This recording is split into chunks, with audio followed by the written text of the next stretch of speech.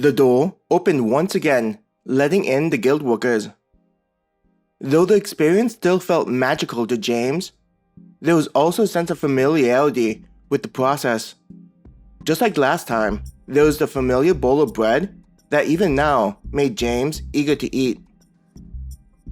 He couldn't help but chuckle to himself. Maya looked at him, a smile on her face. "What's so funny?" Shaking his head, James said, "With how much I've been eating today, especially the bread, I feel like if this was outside of the underground city, I'd have gained like 100 pounds. Raising a hand to her mouth, Maya giggled at James's words. She also nodded. "I know the feeling. In the past, before all this happened, I'd be worried about gaining weight like any normal girl my age. But now, I feel like I'm never getting enough calories into my body. Though, instead of calories, I'm more concerned about the energy contained inside the food. As long as my body can handle the food, eating as much as possible is something that I look forward to." With James's background, it was slightly different than the lifestyle that Maya would have been used to. But he still could relate to what she was saying, which made him smile. It was nice to know that the typical worries that people had before that event were now mostly gone.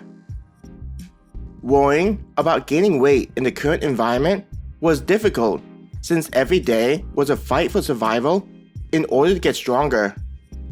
Even with the ability to come back after being killed, it wasn't like such experiences was something that adventurers wanted to repeat. The guild worker placed what looked like a meal in front of him. There were slices of meat, different from what was on the salad, on top of a bed of rice. Surrounding the central area were even more items that focused on meat, with some vegetables. You can think of this as getting you ready for the main dish. There'll be another one after this one that's slightly more in terms of the amount of food on top, Sam said to James, continuing the process of letting James know what to expect with the meal. Hearing that there would be another plate but with more meat on it, James couldn't help but feel startled.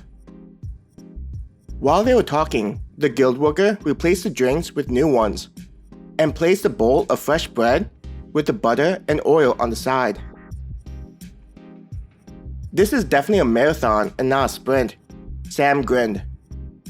"You'll need to get used to eating a lot more so that you're able to grow stronger and handle tougher monsters out there in the wild."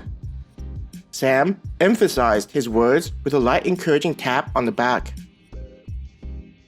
It was clear that Sam still found the entire situation to be humorous.